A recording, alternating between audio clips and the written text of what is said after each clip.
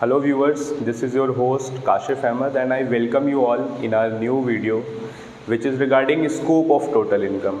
अभी तक हमने अपने लास्ट लेक्चर में ये समझा था कि रेसिडेंशियल स्टेटस कैसे डिटरमाइन करते हैं, इंडिविजुअल का, देन एचयूएफ का, then partnership firm, then company.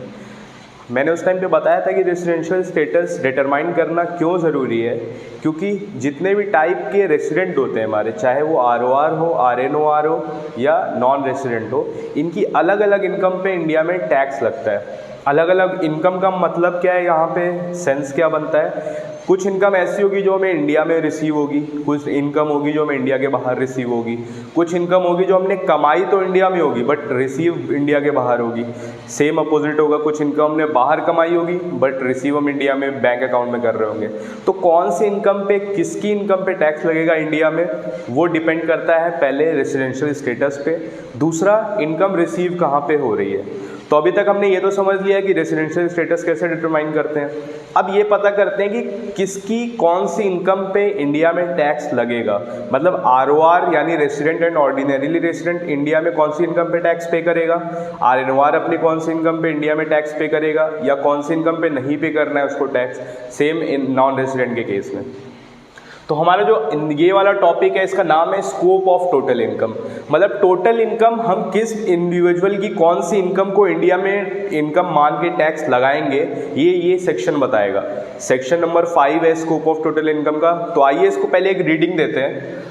Section 5 provides the scope of total income in terms of the residential status of the assessee. मतलब सेक्शन 5 जो स्कोप ऑफ टोटल इनकम को बताता है, वो बताता है कि टोटल इनकम में क्या क्या आएगा depending upon your residential status, कि आपका रेसिडेंशियल स्टेटस क्या है, ये बताएगा कि आपकी कौन सी इनकम पे इनकम इंडिया में टैक्स लगेगा। ठीक है। Then because the incidence of tax मतलब टैक्स लगना, टैक्स लगेगा कब, किसी भी पर्सन पे डिपेंड करता है उसके रेसिडेंशियल स्टेटस पे। ये सेक्शन 5 बोल रहा है। मैंने सेक्शन 5 में कुछ इनकम्स हैं जो कि हर एक इंडिविजुअल के लिए, हर एक रेसिडेंट के लिए अलग अलग दी गई हैं, बट मैंने उसको सिंप्लीफाई करके आपके लिए एक टेबल में लिखा हुआ है। इस टेबल के थ्रू आपको स्कोप ऑफ टोटल इनकम में मेजॉरिटी ऑफ चीज़ें समझ में आ जाएंगी। आइए इस टेबल को समझते हैं। ये क्या बता रहा है, residential status and scope of total income. मतलब इस टेबल को पढ़ने के बाद आपको क्या पता चलेगा, whether following the incomes are to be included in total income. अगर आप इंडिया में या इंडिया के बाहर कोई इनकम कमा रहे हैं तो इंडिया में टैक्स लगने के लिए कौन सी इनकम आपके टैक्स के पर्पस के लिए जोड़ी जाएगी या नहीं जोड़ी जाएगी, कंसिडर की जाएगी या नहीं की जाएगी, इस टेबल को पढ़ने के बाद आपको पता चलेगा।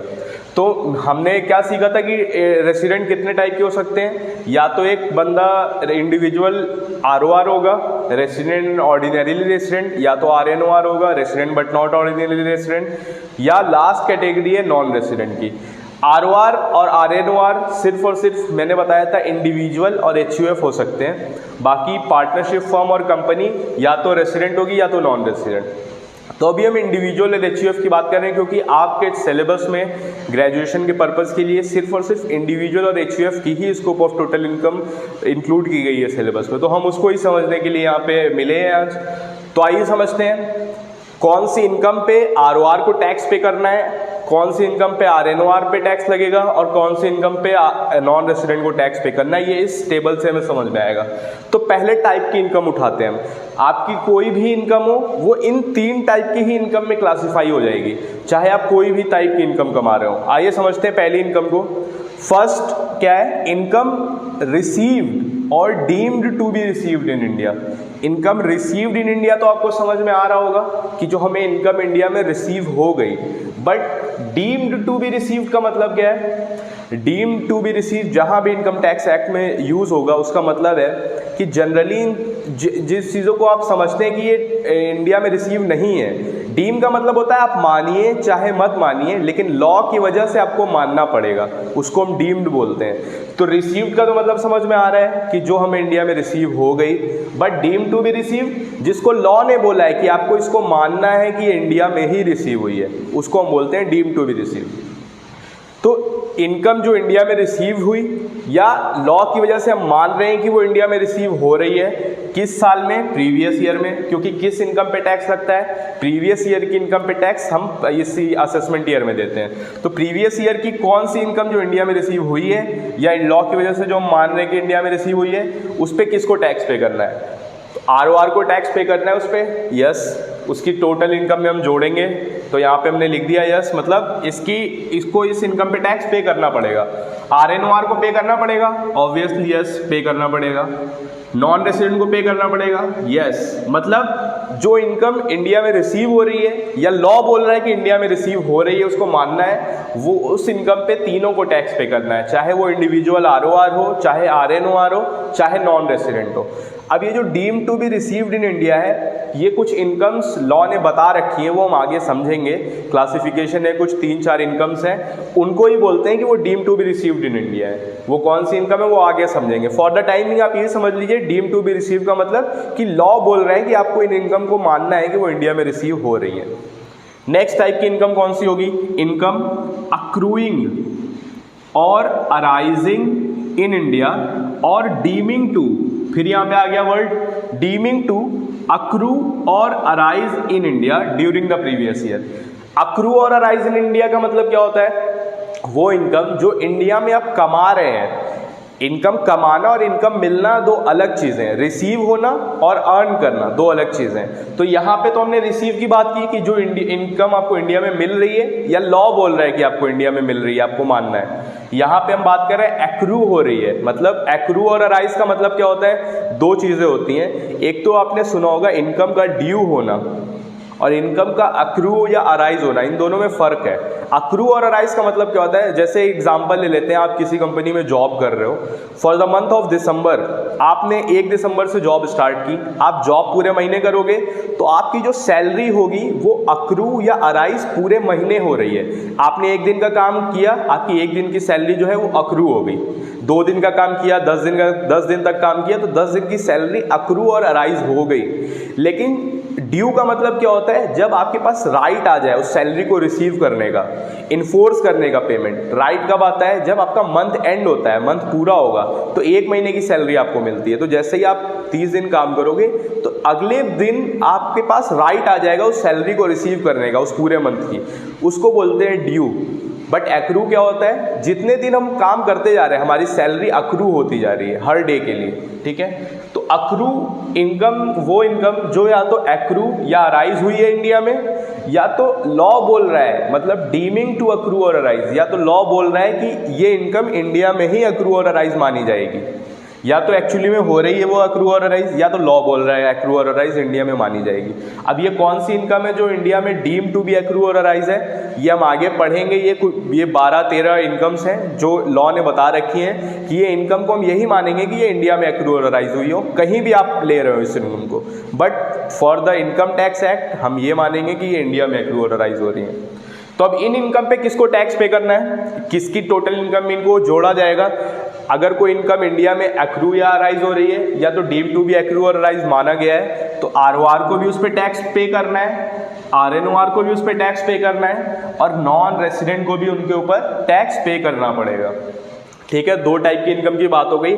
लास्ट, अब income accruing or arising outside India. अभी तक हम इंडिया के अंदर की बात कर रहे थे, अब बात हो रही है कि वो इनकम जो कि अक्रू और अराइज इंडिया के बाहर हो रही है, किस साल में? During the previous year. तो इस इनकम पे किसको टैक्स पे करना है? किसकी इनकम में इसको जोड़ा जाएगा ये वाली इनकम, और किसकी इनकम में नहीं जोड़ेगी? तो सबसे पहले ROR की बात करते हैं। ROR में जोड़ेगी? यस, जोड़ेगी। Even if such income is not brought in India during the previous year, भले ही हम उस इनकम को इंडिया में लाए हो या नहीं लाए हो। अक्रू और अराइज का मतलब क्या होता है? मैंने बताया, रिसीव करना और एक्रू और अराइज होना दो अलग चीज़ें हैं। आपको इंडिया में एक इनकम मिल रही है, लेकिन आप इनकम कमाए अगर बाहर हो, तो अक्रू और अराइज कहाँ हुई है? वो बाहर हुई है। बट आपने, जैसे कोई बंदा फॉरेन में जॉब करता है, अब्रॉड में जॉब करता है, वो अपने घर वालों को अकाउंट में वो अपनी सैलरी ट्रांसफ़र करता है, तो वो अक्रू और अराइज तो इंडिया के बाहर हो रही है, बट वो रिसीव कहाँ हो रही है? इंडिया में हो रही है। तो दो अलग चीज़ होती हैं, अक्रू और अराइज और रिसीव। तो यहाँ पे हम बात कर रहे हैं कि अक्रू या अराइज वो इंडिया के बाहर हुई है, तो ROR के केस में उस पर टैक्स लगेगा, वो टोटल इनकम में जुड़ेगा, भले ही वो इंडिया में आई हो या नहीं आई हो इनकम। इन शॉर्ट हम ये कह सकते हैं कि जो ROR बंदा है उसको अपनी सारी इनकम पे टैक्स पे करना है, चाहे वो इंडिया में कमा रहा हो, चाहे इंडिया के बाहर कमा रहा हो, कहीं भी कमा रहा हो, उसको इंडिया में टैक्स पे करना ही करना पड़ेगा। अब RNOR के ऊपर आते हैं। RNOR में ये वाली इनकम ऐड होगी, यस होगी, बट एक कंडीशन है, सिर्फ उस कंडीशन के केस में ऐड होगी। कब? Only if such income is derived from a business controlled और profession setup in India, otherwise no. मतलब कब इंक्लूड करेंगे हम इनकम जो कि हमें बाहर, इंडिया से बाहर अक्रू और अराइज हो रही है, उसको हम इंडिया के टोटल इनकम में, इंडिया में टैक्स उस पर कब लगाएंगे? RNOR के केस में, जब वो इनकम डिराइव हो रही है कहाँ से? इंडिया के अंदर जो हमने बिजनेस कंट्रोल या सेटअप किया हुआ है उस बिजनेस से डिराइव हो रही है। अब ये बिजनेस कंट्रोल्ड इन इंडिया और प्रोफेशन सेटअप इन इंडिया क्या है, इसकी पूरी डेफिनेशन है, इसको हम समझेंगे इसके बाद वाले थोड़ी देर बाद समझेंगे। बस फॉर द टाइमिंग आप ये समझ लीजिए कि जो बिजनेस इंडिया में सेटअप है या प्रोफेशन इंडिया में सेटअप है उससे अगर इनकम आ रही है तभी हम RNOR के केस में इस वाली इनकम को इंक्लूड करेंगे जो इंडिया के बाहर एक्रू और राइज हो रही है। ठीक है। लास्ट नॉन रेसिडेंट के केस में जो इंडिया के बाहर एक्रू और राइज हो रही है इनकम, उस पर इंडिया में टैक्स नहीं लगेगा, किसी भी केस में नहीं लगेगा। ठीक है। आई होप आपको इस टेबल से ये समझ में आ गया होगा कि टोटल इनकम में कौन सी इनकम किस रेसिडेंट के केस में इंक्लूड होगी और किस रेसिडेंट के केस में इंक्लूड नहीं होगी। अब हम आगे चलते हैं इस लेक्चर में। जैसे कि अभी तक हम लोगों ने ये समझा कि कौन सी टोटल इनकम में कौन से रेसिडेंट की इनकम को इंक्लूड किया जाएगा, जिसमें हमने 3 टाइप की इनकम समझी थी। जैसे पहली वाली इनकम थी इनकम रिसीव्ड और deemed to be received in India, जिसमें मैंने बताया था रिसीव का मतलब तो आप समझते हो जो इंडिया के अंदर आपको मिली हुई। डीम टू बी रिसीव क्या होता है? जो लॉ ने बोला हुआ है कि आपको मानो चाहे मत मानो लेकिन ये मानना पड़ेगा कि ये इनकम इंडिया में रिसीव हुई है। तो अब हम उसको समझने जा रहे हैं कि डीम टू बी रिसीव का मतलब क्या, कौन सी इनकम को हम मानेंगे deem to be receive. Receive तो समझ में आ गया जो इंडिया के बाउंड्रीज के अंदर हमारे बैंक अकाउंट में आई हो या हमें कैश मिला हो। But deem to be receive का मतलब क्या? तो deem to be receive income tax act ने बताया हुआ है कि ये 3 इनकम को ही हम मानेंगे कि वो deem to be received in India हैं, चाहे वो कहीं भी मिल रही हो, बट वो deem to be received in India मानी जाएगी और उस पर टैक्स लगाया दिया जाएगा। तो अगर एक इनकम रिसीव या deem to be received in India होती है तो इसका मतलब है कि उस पर तीनों लोगों को टैक्स पे करना पड़ेगा, तीनों रेसिडेंट्स को, चाहे वो ROR हो, चाहे वो RNOR हो, चाहे वो नॉन रेसिडेंट हो। तो deem to be received in India में पहली इनकम जो आती है वो कौन सी इनकम है? Contribution in excess of 12% of salary to recognise provident fund और interest credited in excess of 9.5% per annum. मतलब जो प्रोविडेंट फंड होता है, जब आप कहीं किसी कंपनी में जॉब करते हो तो वहाँ पे आपको डिफरेंट टाइप्स ऑफ परक्विजिट्स दिए जाते हैं, तो उसमें ही एक आता है प्रोविडेंट फंड जो कि आपके फ्यूचर आफ्टर रिटायरमेंट को सिक्योर करने के लिए एम्प्लॉयर और गवर्नमेंट ने एक स्कीम ऑर्गेनाइज की हुई है कि आपकी सैलरी का कुछ प्रपोर्शन हर महीने एक फंड में एक्रीशन होगा, उसका जमा होगा वो, और जब आप रिटायर होगे या 5 साल के बाद या एटलीस्ट 5 साल से पहले तो आप निकाल नहीं सकते, अदरवाइज उस पर टैक्स लग जाता है, तो 5 साल के बाद या रिटायरमेंट के बाद जब आप उसको विड्रॉ करोगे तो आप उस पैसे से अपने आफ्टर रिटायरमेंट एक्सपेंसेस को फंड कर सकते हो।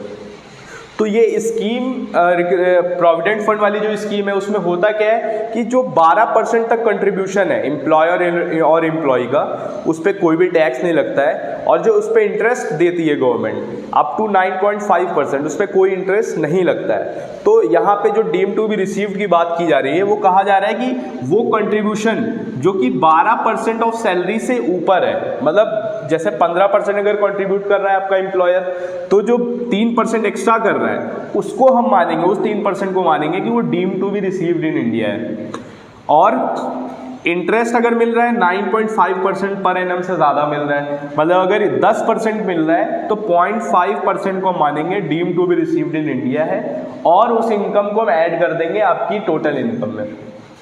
ठीक है, तो ये फर्स्ट टाइप की इनकम हो गई। कौन सी? जो रिकॉग्नाइज प्रोविडेंट फंड में कंट्रीब्यूशन है एम्प्लॉयर का 12% से जो ज़्यादा आ रहा है, अगर 15% कंट्रीब्यूट कर रहा है एम्प्लॉयर, तो जो 3% एक्स्ट्रा कर रहा है उसको हम मानेंगे deem to be received in India और उस पर टैक्स लग जाएगा। अगर उस पर इंटरेस्ट मिल रहा है उस कंट्रीब्यूशन पे 9.5% से ज़्यादा, तो भी उसको मान लेंगे कि वो इंडिया में रिसीव हो रहा है और उस पर टैक्स लगा दिया जाएगा, वो deem to be received in India माना जाएगा। नेक्स्ट टाइप की इनकम क्या है? कंट्रीब्यूशन बाय सेंट्रल गवर्नमेंट और any other employer in the previous year under a pension scheme under section 80CC। मतलब आपकी पेंशन स्कीम होती है जब आप जॉब करते हो कहीं पे, तो गवर्नमेंट ने आपके लिए, आपके फ्यूचर को सिक्योर करने के लिए एक तो प्रोविडेंट फंड बनाया है, दूसरा पेंशन स्कीम्स बनाई है। पेंशन भी दो टाइप की होती है, एक तो कम्यूटेड पेंशन, एक अनकम्यूटेड पेंशन। ये हम सैलरी में पढ़ेंगे, but for the time being pension scheme में जो भी कंट्रीब्यूशन सेंट्रल गवर्नमेंट कर रही है, चाहे आपका एम्प्लॉयर कर रहा है, वो गवर्नमेंट है या नहीं है डिपेंड मैटर नहीं करता, प्रीवियस ईयर में पेंशन स्कीम के अंदर कोई भी कंट्रीब्यूशन किया गया सेंट्रल गवर्नमेंट या एम्प्लॉयर के थ्रू, उस कंट्रीब्यूशन को मानेंगे कि वो deemed to be received in India है, वो इंडिया में रिसीव हो रहा है और उस पर टैक्स भी इंडिया में आपको पे करना पड़ेगा, no matter you are ROR, you are RNOR और यू आर नॉन रेसिडेंट। ठीक है, next and last type of income कौन सी है? Amount transferred from unrecognised provident fund to recognised provident fund being the employer's contribution interest there. मतलब कई type के provident fund होते हैं। एक तो रिकॉग्नाइज्ड प्रोविडेंट फंड जिसको गवर्नमेंट रिकॉग्नाइज करती है, गवर्नमेंट उस पर इंटरेस्ट पे करती है आपको। अनरिकॉग्नाइज्ड प्रोविडेंट फंड क्या होता है? जो छोटे मोटे एम्प्लॉयर्स अपने पास अपना फंड ओपन करवा लेते हैं, उसको गवर्नमेंट ने रिकॉग्नाइज नहीं किया हुआ है, वो अनरिकॉग्नाइज्ड प्रोविडेंट फंड होता है। तो अब होता क्या है, कुछ लोग, जैसे मैं किसी छोटी जगह जॉब कर रहा था, छोटी कंपनी में जहाँ पे अनरिकॉग्नाइज्ड प्रोविडेंट फंड था, बाद में मैंने किसी और बड़ी कंपनी को ज्वाइन कर लिया, तो मैं क्या करूँगा, अपने जो मेरा प्रोविडेंट फंड है पिछली कंपनी में, उसको मैं ट्रांसफ़र करूँगा ना अपनी नई वाली कंपनी के लिए उसके प्रोविडेंट फंड में। तो वहाँ तो रिकॉग्नाइज्ड प्रोविडेंट फंड मेंटेन हो रहा था, तो मैं अपने अनरिकॉग्नाइज्ड प्रोविडेंट फंड का बैलेंस ट्रांसफ़र करूँगा रिकॉग्नाइज्ड प्रोविडेंट फंड में। और जब भी ऐसा किया जाएगा तो उस चीज़ को हम मानेंगे, उस इनकम को मानेंगे कि वो deemed to be received in India है। आई एम श्योर दैट आपको इन तीनों टाइप की इनकम को समझ में आ गया होगा, जिसको हम deemed to be received in India मानते हैं, जो इनकम टैक्स लॉ बोलता है। रिसीव्ड इन इंडिया का तो मतलब आपको पता है जो एक्चुअली रिसीव हो रही है, बट इन इनकम को एक्चुअली में ये रिसीव हो ना हो, बट हमें मानना पड़ेगा कि ये डीम्ड टू बी रिसीव, ये इंडिया में रिसीव हो रही है। अब हम आगे बढ़ते हैं।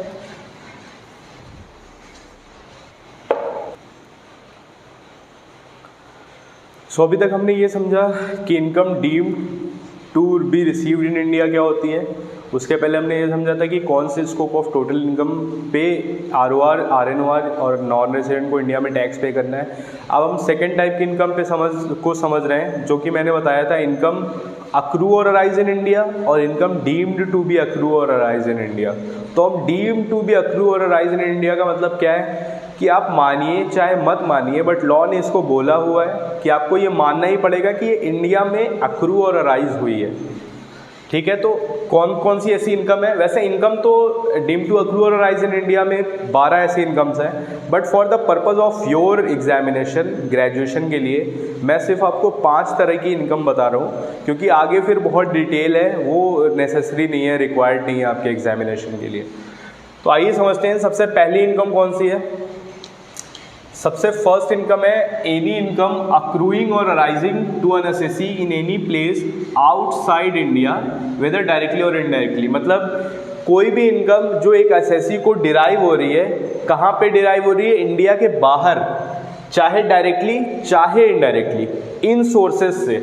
अगर इन सोर्सेज से हो रही है, इंडिया के बाहर भी हो रही है, लेकिन हम उसको मानेंगे कि वो इंडिया में डीम्ड टू अक्रू और अराइज है, क्योंकि सेक्शन 9 ने हमको ये चीज़ बोली हुई है।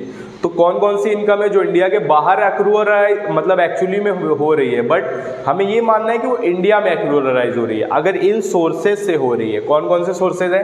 पहला, थ्रू और from any business connection in India. Through और from any business connection in India. Business connection का मतलब क्या है, ये भी एक अपने आप में एक बहुत बड़ा टॉपिक है, बट ये रेलेवेंट नहीं है आपके एग्जाम के लिए। मैं सिर्फ आपको इतना बता देता हूँ, बिजनेस कनेक्शन का मतलब क्या होता है। जनरली बिजनेस कनेक्शन का मतलब ये होता है इन इंडिया का मतलब कि अगर एक नॉन रेसिडेंट है, उसने इंडिया में कोई बिजनेस करना है, तो वो क्या करेगा, एक एजेंट का अपॉइंट करेगा। अब उस एजेंट को अथॉरिटी देगा, किन किन चीज़ों की अथॉरिटी देगा, एक तो ऑर्डर सिक्योर करने की, ऑर्डर एग्जीक्यूट करने की, इन्वेंट्री मैनेज करने की इंडिया में। तो अगर एक नॉन रेसिडेंट ने किसी एजेंट को अपॉइंट किया हुआ है, उसको ये अथॉरिटीज़ दे रखी हैं, तो हम बोलते हैं कि उस नॉन रेसिडेंट का इंडिया में बिजनेस कनेक्शन इस्टेब्लिश है। और अगर बिजनेस कनेक्शन है तो उससे कोई भी इनकम आएगी, कोई भी इनकम आएगी उस नॉन रेसिडेंट को जो इंडिया के बाहर बैठा है, जो नॉन रेसिडेंट नहीं, जो RNOR है, जो generally resident but not ordinarily resident कहलाता है, उसकी कोई भी बिजनेस कनेक्शन इन इंडिया से इनकम आ रही है तो उसको मानेंगे कि वो deemed to accrue or arise in India है, और उसकी टोटल इनकम में इसको ऐड किया जाएगा। ठीक है। देन थ्रू और from any property in India, मतलब आपने इंडिया में, मैं मान लेते हैं मैं फॉरेनर हूँ, मैं इंडिया का रेसिडेंट नहीं हूँ, मैं नॉन रेसिडेंट हूँ, लेकिन मेरी इंडिया में एक प्रॉपर्टी है। अब उस प्रॉपर्टी से मुझे रेंट आता है, तो क्या मैं ये बोल दूँ कि चूंकि मैं नॉन रेसिडेंट हूँ, मैं इंडिया में रहता नहीं हूँ, तो मैं इस इनकम पे टैक्स नहीं पे करूँगा? नहीं। इंडियन रिसोर्सेज को यूज करके आप कुछ भी अर्न करोगे। The government is surely going to impose tax on you, and this is how government has make sure that no tax evasion could be possible either through non resident even if the source of income is located in India. So यहाँ पे क्या बोला गया है कि अगर कोई भी प्रॉपर्टी इन इंडिया है, उससे कोई भी इनकम आती है, चाहे आप नॉन रेसिडेंट हो चाहे रेसिडेंट हो, आप माना जाएगा कि वो income deemed to be accrue or arise in India है, तो उस पर टैक्स आपको इंडिया में पे करना पड़ेगा, ऑब्वियस सी बात है। थर्ड, थ्रू और फ्रॉम एनी असेट और source of income in India, मतलब प्रॉपर्टी तो प्रॉपर्टी, कोई भी एसेट इंडिया में सिचुएटेड है, उसके थ्रू आपको कोई भी इनकम आती है। जैसे आपकी कोई प्लांट एंड मशीनरी है, आपने रेंट पे दे दिया किसी को, तो अब उससे जो इनकम आप डिराइव कर रहे हो, चाहे आप नॉन रेसिडेंट हो चाहे रेसिडेंट हो, it will be considered that income is deemed to be accrue और arise in India, and consequently you need to pay tax on it. So I hope आपको ये चीज़ें समझ में आई होंगी। लास्ट क्या है इसमें, through the transfer of capital asset situated in India. What is capital asset? Capital gain के चैप्टर में हम पढ़ेंगे कैपिटल एसेट क्या होती है। जनरली कैपिटल एसेट, कोई भी हमारी जो एसेट है, जो पोजीशन है, उसको हम कैपिटल एसेट जनरल टर्म्स में समझ सकते हैं, बट एक्चुअली क्या है वो हम कैपिटल गेन चैप्टर में समझेंगे। तो कोई भी कैपिटल एसेट अगर हम ट्रांसफर कर रहे हैं जो कि इंडिया में सिचुएटेड थी, उससे कोई भी इनकम जनरेट होगी, उसको हम मानेंगे वो deem to accrue or arise in India है, चाहे हम इंडिया के रेसिडेंट हो चाहे इंडिया के रेसिडेंट ना हो। नेक्स्ट टाइप की जो इनकम आती है वो आती है income from salaries earn in India. ये किन के लिए बनाया गया है? ये वाला जो हेड है ये जनरली है नॉन रेसिडेंट के लिए। जैसे कोई जापानीज कंपनी में काम करता है, जापान का बंदा है, उसको इंडिया में भेजा गया, जापानीज कंपनी ने उसको इंडिया में भेजा जॉब करने के लिए, काम करने के लिए, तो वो जो इंडिया में रह के वो सैलरी अर्न करेगा, he cannot say that since he is not a resident of India, he is not liable to pay tax on it. The Income Tax Act has made sure that no tax evasion in this manner could be possible, and that's why this head has been included, which says that any income from salaries earned in India is liable to be taxed in India, since it is considered that income is deemed to be accrue or arise in India. I hope you got it. Now third one, income from salaries payable by government for services rendered outside India. अब क्या होता है, कुछ IAS officers क्या करती है Indian government, उनको India के बाहर भेजती है, एज एन एम्बेसडर भेजती है वहाँ पे, और कुछ लोगों को पढ़ाई करने के लिए भेजा जाता है। तो अब जब वो इंडिया से बाहर है, तो हमने क्या पढ़ा था कंडीशन रेसिडेंशियल स्टेटस के लिए, कि उनका फिजिकली प्रेजेंस देखा जाता है इंडिया में ना, कि 182 डेज है या नहीं है, 60 डेज एंड 365 डेज है या नहीं है। तो अगर कोई IAS ऑफिसर इंडिया के बाहर है, तो हम क्या समझेंगे कि उसकी इंडिया की इनकम पे कोई टैक्स ही नहीं लगेगा, जनरली यही समझेंगे। बट यहाँ पे इनकम टैक्स एक्ट ने उसको टैकल करने के लिए एक क्लॉज डाल दिया कि इनकम फ्रॉम सैलरीज जो भी गवर्नमेंट पे करेगी, किस चीज़ के लिए? For services rendered outside India. अगर आपको इंडिया के बाहर सर्विसेज रेंडर करने के लिए भेजा गया है लेकिन सैलरी तो आपको इंडियन गवर्नमेंट दे रही है, तो उस इनकम को भी हम क्या मानेंगे कि वो डीम्ड टू अक्रू और अराइज इन इंडिया है, ना कि वो इंडिया के बाहर अराइज हो रही है। तो अगर वो डीम टू बी अक्रू और अराइज इन इंडिया हो गई, that means you have to pay tax on that income in India only. Next type of income जिसको मानते हैं वो डीम टू बी अक्रू और अराइज इन इंडिया है। It is dividend paid by Indian company. Obvious सी बात है, outside India पे कर रही है। अगर इंडिया में पे कर रही होती तो इसमें कोई कंट्रोवर्सी ही नहीं होती। एक इंडियन कंपनी है, उसमें किसी फॉरेनर ने इन्वेस्ट कर रखा है जो कि यूएस में रहता है। अब उसको जो डिविडेंड मिल रहा है वो यूएस में रिसीव होगा, तो वो ये बोल सकता है कि इस इनकम पे हमको इंडिया में टैक्स पे नहीं करना है क्योंकि that income has not been received in India. But to tackle this kind of situation, the income tax act has clause in it which says that any dividend payable by any Indian company to any person outside India is considered as income deemed to accrue or arise in India and consequently that person has to pay tax on it।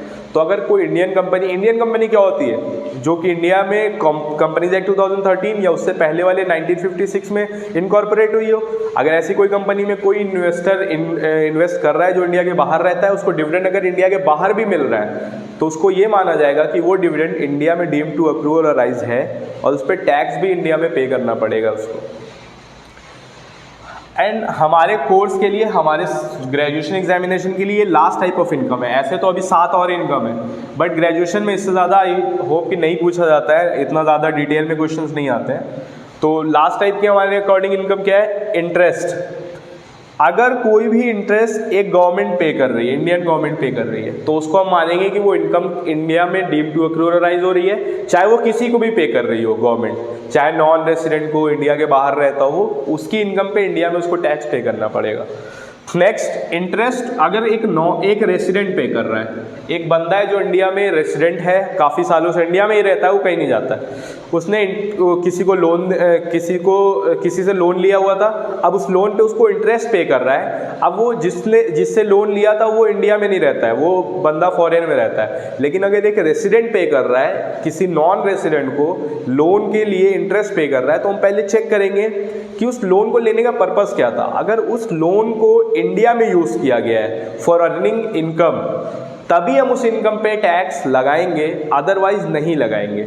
वो interest income जो सामने वाला earn कर रहा है, दे कौन रहा है? एक रेसिडेंट पे कर रहा है नॉन रेसिडेंट को, इंटरेस्ट दे रहा है। लेकिन हम इंटरेस्ट पे टैक्स कब लगाएंगे? पहले हम देखेंगे कि वो जो लोन लिया गया था, वो लोन यूज़ किस लिए किया गया है। If it has been used for earning any type of income in India, तभी उस इनकम पे इंडिया में टैक्स लगेगा, अदरवाइज नहीं लगेगा।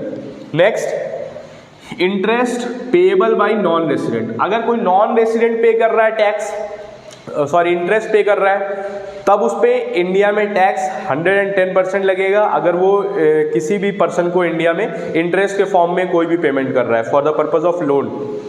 तो ये कुछ टाइप की इनकम थी जिनको मानते हैं कि income deem to be accrue और अराइज इन इंडिया है। ये आपको बाय हार्ट याद होनी चाहिए क्योंकि एग्जामिनेशन में question direct and straight forward आता है। आपको अगर ये चीज़ें याद होंगी तो आप उस क्वेश्चन को आराम से टैकल कर पाओगे।